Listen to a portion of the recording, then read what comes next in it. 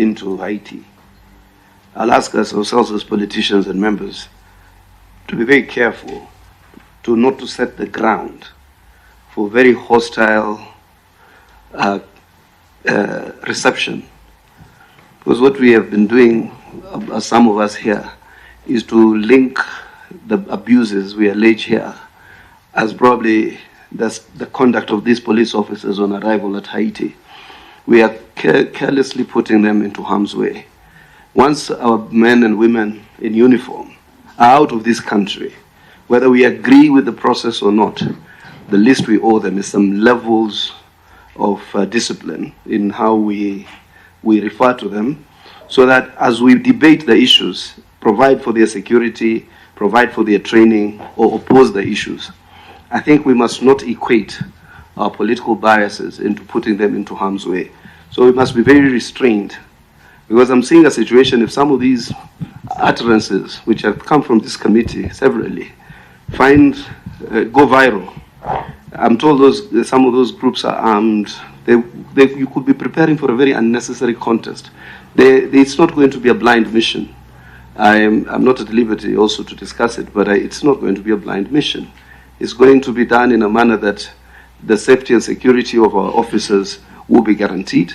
The government of Kenya is not led by fools.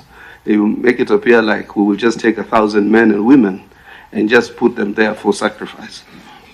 Number two, I never speak this way, but sometimes I would hope for you also to interrogate some of these demonstrations in a manner, because today I'm talking to peers in the human rights fraternity. They know that I wrote the Charter on Human Rights in the lead up to our elections. We said our first pillar is implementation of the Constitution. And you saw the directives of the President upon election as President of the Republic of Kenya. How is it possible, and be fair, that a demonstration or demonstrators are carrying weapons? Not necessarily ballistic weapons like guns, but they are carrying stones and machetes. These guys prepare themselves. I was there. I know what these demos are. I planned them. I know what we tell each other. Go burn these tires here. Sijui mtu fulani ndo ataongoza pale, yule ataongoza pale. And half the time there is a confrontation between the police. Yes, maybe sometimes the force used is disproportionate, but even where these demonstrations have been left to go on, we have seen, even the time when they said, let them demonstrate. Shops have been looted. Infrastructure has been vandalized. We need to have a real conversation about these issues. And then tell our friends, when they go to a demonstration, you cannot use constitutional means to achieve unconstitutional objectives. But purporting to take oath that this is the time for a revolution under the guise of Article 37 is not the intent of Article 37. Number three, the Constitution has more than one Article 37. It has the sovereign rights. It has other articles of the Constitution, the right to vote, the respect for institutions of the state, including the Supreme Court when it speaks itself. I was very surprised. One of the civil society organizations which monitored the elections told me, hey, this election was free and fair. You guys actually beat this other team.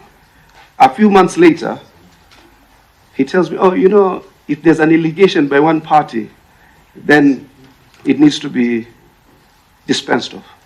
And I'm thinking to myself, on what basis? So I'm not saying even the neutrality of civil society in terms of how it anchors itself in the new discourse, will speak very much to how civil society is then able to navigate the new terrain. Gone are the days when you'll just go to an international community actor and tell them the UDA government or the Kenya Kwanza government is a dictator government. These are men and women we also engage. those representatives also have the intelligence agencies. They also have their information. I've come to realize, actually, the reason sometimes government is always on the back foot is because when you're in government, always you are expected to talk less, and even what you have, you reveal as a very measured way. But I can tell you, if you go and get part of the documentation and some of the information that even our counterparts have, that's why sometimes you see their responses are measured. There was a time they will say in no uncertain terms that this was wrong. But they understand the design to try and precipitate a crisis so that you divert the country's attention from the economics and try to brand the KK government as a dictatorship. That is not true. And I think those are the kind of things that as we prosecute in the new discourse, you have friends in this government, they engage at various levels, and I can tell you without a doubt, sometimes we even ask very hard questions internally. I am not sure whether that evidence is some of it, the credibility to it, but I'll finalize by one thing, and Rajab there can bear me witness. We were defending some terrorism suspects. Unfortunately, these terrorism suspects were arrested alongside one of the human rights defenders. When they were in custody, the revelations they made, when this man was released, he told us some of the things are actually true.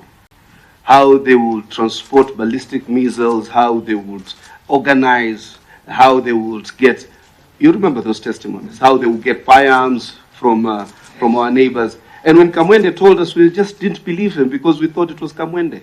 So Kamwende is lying to us. He is concocting stories.